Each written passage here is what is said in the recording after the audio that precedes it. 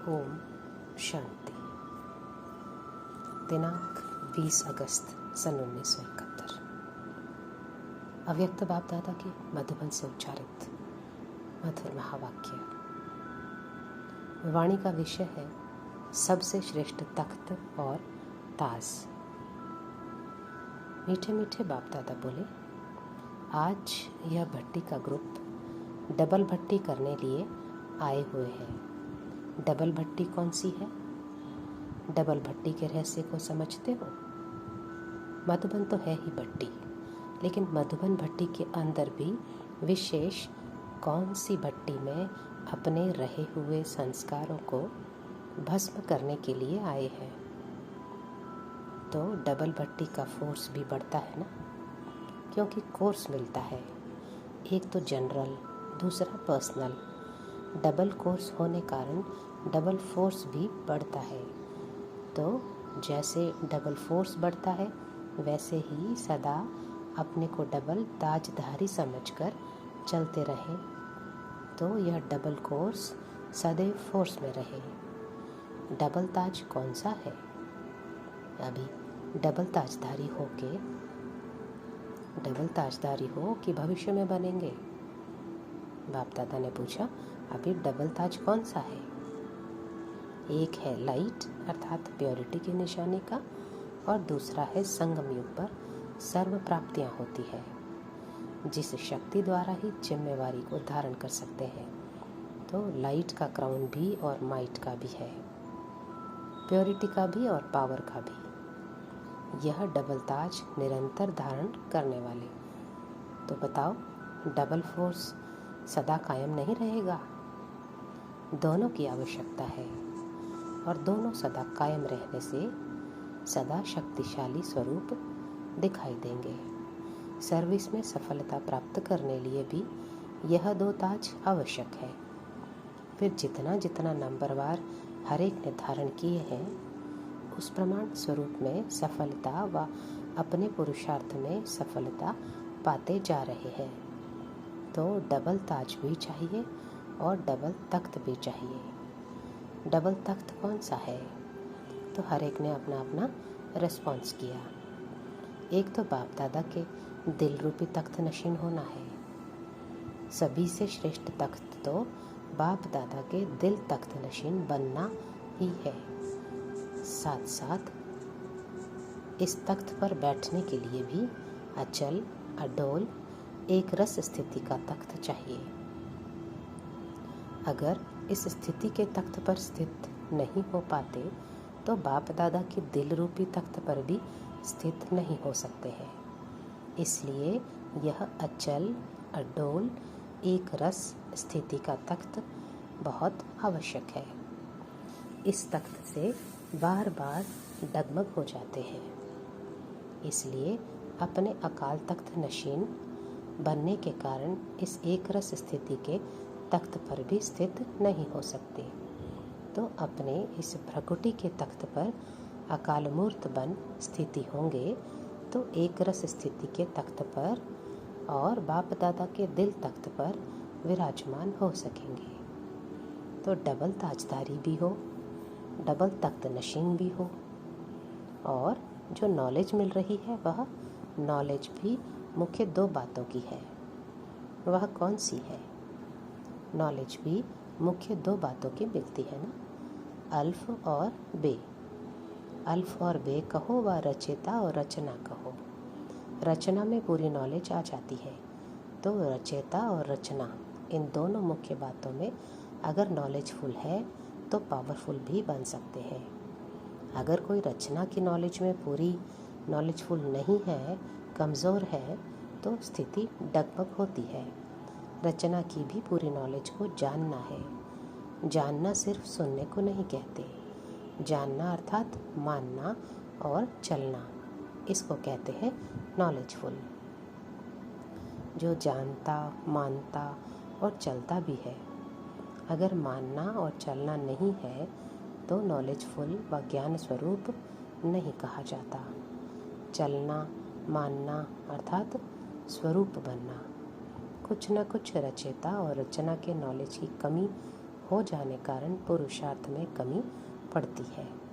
इसलिए सारी नॉलेज की इन दो बातों को ध्यान में रखते हुए चलो। अच्छा, यह तो हुई नॉलेज। ऐसे ही डबल कर्तव्य में भी रहना है। फिर बाप दादा ने पूछा, यह डबल कर्तव्य कौन सा है? आज 2 की गिनती ही सुना रहे हैं, 2 कर्तव्य बताओ। सारे दिन में डबल कर्तव्य आपका चलता रहता है। मुख्य कर्तव्य है ही विनाश और स्थापना का। कुछ विनाश करना है और कुछ रचना रचनी है। रचना सभी प्रकार की रचते हो। एक तो सर्विस द्वारा अपनी राजधानी की रचना कर रहे हो, और दूसरी करनी है बुद्धि में शुद्ध संकल्पों की रचना, और व्यर्थ संकल्पों व विकल्पों के विनाश की विधि भी आप लोग समझ गए हो। रचना मनसा द्वारा भी और वाणी द्वारा भी, दोनों प्रकार की रचना रचते हो। इसी प्रकार डबल कर्तव्य करते हो।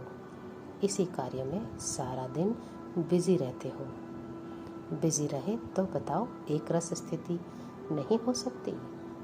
एक रस स्थिति नहीं रहती, उसका कारण रचना रचने नहीं आती व विनाश करना नहीं आता। दोनों कर्तव्य में कमी होने कारण एक रस स्थिति ठहर नहीं सकती।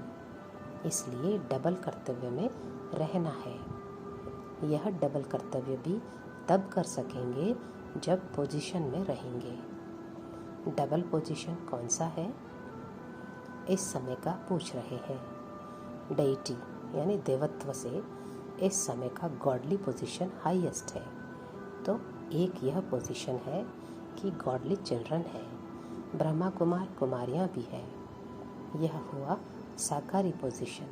और दूसरा है निराकारी पोजीशन। हम सभी आत्माओं से हीरो पाठधारी आत्माएं श्रेष्ठ आत्माएं हैं। और दूसरा पोजीशन है ईश्वरीय संतान ब्रह्मा कुमार कुमारीपन का। यह दोनों पोजीशन स्मृति में रहे तो कर्म और संकल्प दोनों ही श्रेष्ठ हो जाएंगे। श्रेष्ठ आत्मा अथवा हीरो अपने को समझने से ऐसा कोई व्यवहार नहीं करेंगे जो ईश्वरीय मर्यादाओं के व ब्राह्मण कुल की मर्यादाओं के विपरीत हो। इसलिए यह दोनों पोजीशन स्मृति में होगी तो माया की अपोजिशन खत्म हो जाएगी। इसलिए डबल पोजीशन भी सदैव स्मृति में रखो। फिर बाप दादा ने पूछा, अच्छा डबल निशाना कौन सा है? जो डबल नशा होगा वही डबल निशाना होगा। एक है निराकारी निशाना। सदैव अपने को निराकारी देश के निवासी समझना और निराकारी स्थिति में स्थित रहना। साकार में रहते हुए अपने को निराकारी समझकर चलना। एक सोल कॉन्शियस व आत्माभिमानी बनने का निशाना, और दूसरा निर्विकारी स्टेज, जिसमें मनसा की भी निर्विकारीपन की स्टेज बनानी पड़ती है। तो एक है निराकारी निशाना और दूसरा है साकारी। तो निराकारी और निर्विकारी, यह है 2 निशानी। सारा दिन पुरुषार्थ योगी और पवित्र बनने का करते हो ना। जब तक पूरी रीति आत्माभिमानी न बने हैं तो निर्विकारी भी नहीं बन सकते। तो निर्विकारीपन का निशाना और निराकारीपन का निशाना, जिसको फरिश्ता कहो, कर्मातीत स्टेज कहो, लेकिन फरिश्ता भी तब बनेंगे जब कोई भी इम्प्योरिटी अर्थात 5 तत्वों की आकर्षित नहीं करेगी। जरा भी मनसा संकल्प भी इम्प्योर अर्थात अपवित्रता का न हो, तब फरिश्तेपन के निशानी में टिक सकेंगे। तो यह डबल निशाना भी सदैव स्मृति में रखना। और डबल प्राप्ति कौन सी है? अति इंद्रिय सुख की प्राप्ति। उसमें शांति और खुशी समाई हुई है। यह हुआ संगम युग का वर्षा। अभी जो प्राप्ति है वह फिर कभी भी प्राप्त नहीं हो सकती। तो डबल प्राप्ति है बाप और वर्षा। बाप की प्राप्ति भी सारे कल्प में नहीं कर सकते, और बाप द्वारा अभी जो वर्षा मिलता है वह भी सारे कल्प के अंदर अभी ही मिलता है, फिर कभी भी नहीं मिलेगा। इस समय की प्राप्ति अतीन्द्रिय सुख और फुल नॉलेज फिर कभी भी नहीं मिल सकती। तो 2 शब्दों में डबल प्राप्ति, बाप और वर्षा। इसमें नॉलेज भी आ जाती है तो अतीन्द्रिय सुख भी आ जाता और रूहानी खुशी भी आ जाती, रूहानी शक्ति भी आ जाती। तो यह है डबल प्राप्ति। समझा? यह सभी दो बातें धारण तब कर सकेंगे जब अपने को भी कंबाइंड समझेंगे, एक बाप और दूसरा मैं। कंबाइंड समझने से यह सभी दो बातें सहज धारण हो सकती है। भट्टी में आए हो ना, तो ये सभी जो दो बातें सुनाई वह अच्छी तरह से स्मृति स्वरूप भट्टी से बनकर जाना। सिर्फ सुनकर नहीं जाना, सुना तो बहुत है। सुनना अर्थात मानना और चलना अर्थात स्वरूप बनना। तो ज्ञानी हो लेकिन ज्ञान स्वरूप बनकर जाना, योगी हो लेकिन योग युक्त युक्त बनकर जाना, तपस्वी कुमार हो लेकिन त्याग मूर्त भी बन जाना। त्याग मूर्त के बिना तपस्वी मूर्त बन नहीं सकते। तो तपस्वी हो लेकिन साथ साथ त्याग मूर्त भी बनना है। ब्रह्मा कुमार हो लेकिन ब्रह्मा कुमार व ब्राह्मणों के कुल की मर्यादाओं को जानकर मर्यादा पुरुषोत्तम बनकर जाना। ऐसे मर्यादा पुरुषोत्तम बनो जो आपके एक एक संकल्प वायुमंडल पर प्रभाव डालें। ऐसे पावरफुल बनकर जाना। पावर है लेकिन पावरफुल बनकर जाना। जो फुल होता है वह कभी फेल नहीं होता। फुल की निशानी है, एक तो फील नहीं करेंगे, दूसरा फेल नहीं होंगे और फ्लॉ नहीं होगा। तो फुल बनकर जाना। इसीलिए भट्टी में आए हो। क्या सीखना है? बहुत पाठ पढ़ा। इतना पाठ प्रैक्टिकल में पढ़कर जाना। पाठ ऐसा पक्का करना जो प्रैक्टिकल एक्टिविटी पाठ बन जाए। एक पाठ होता है मुख से पढ़ना, एक होता है सिखलाना। मुख से पढ़ाया जाता है, एक्ट से सिखाया जाता है। तो हर चलन एक एक पाठ हो। जैसे पाठ पढ़ने से उन्नति को पाते हो ना, इस रीति से आप सभी की एक एक एक्ट ऐसा पाठ सभी को पढ़ाएं व सिखलाएं जो उन्नति को पाते जाएं। पढ़ना भी है और पढ़ाना भी है। सप्ताह का कोर्स तो सभी ने कर लिया है ना। साप्ताहिक कोर्स जो किया है वह फोर्सफुल किया है या सिर्फ कोर्स किया है? कोर्स का अर्थ ही है अपने में फोर्स भरना। अगर फोर्स नहीं भरा तो कोर्स भी क्या किया? निर्बल आत्मा से शक्तिशाली आत्मा बनने के लिए कोर्स कराया जाता है। तो अगर कोर्स का फोर्स नहीं है तो वह कोर्स हुआ? तो अभी फोर्सफुल कोर्स करने लिए आए हो ना। डबल तिलकधारी भी बनना है। डबल तिलक कौन सा है? रोज आपका तिलक देखते हो। अमृत वेले जब ज्ञान स्नान करते हो तो तिलक भी लगाते हो। आत्मिक स्मृति व स्वरूप का तिलक तो हो गया। दूसरा है निश्चय का तिलक। एक तो आत्मिक स्थिति का तिलक और दूसरा हम विजय रतन है।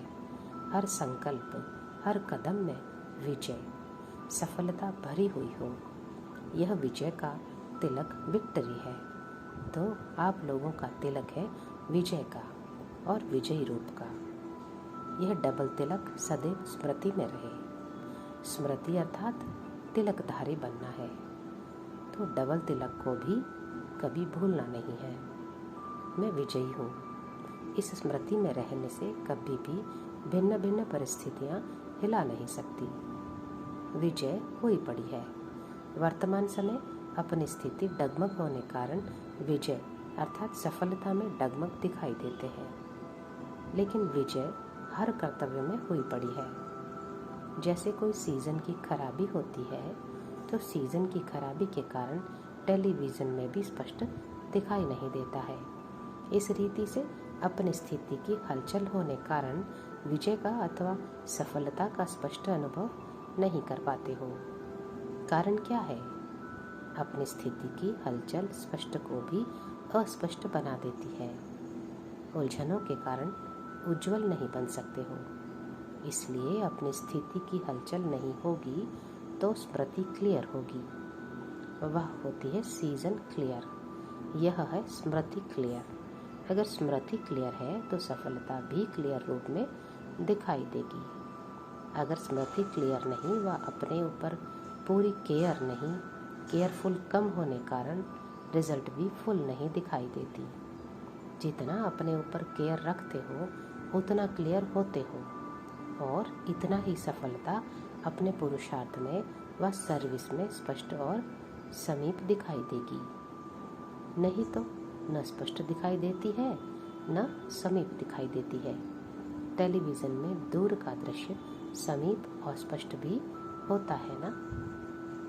इस रीति से एक रस स्थिति होने कारण केयरफुल और क्लियर होने कारण सफलता समीप और स्पष्ट दिखाई देगी।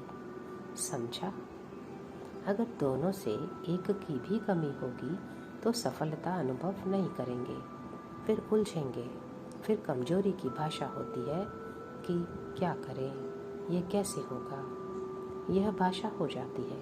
इसलिए दोनों ही बातें धारण करके जाएंगे तो सफलता मूर्त बन जाएंगे। सफलता इतनी समीप आएगी जैसे गले में माला कितनी समीप आ जाती है, तो सफलता भी गले की माला बन जाएगी।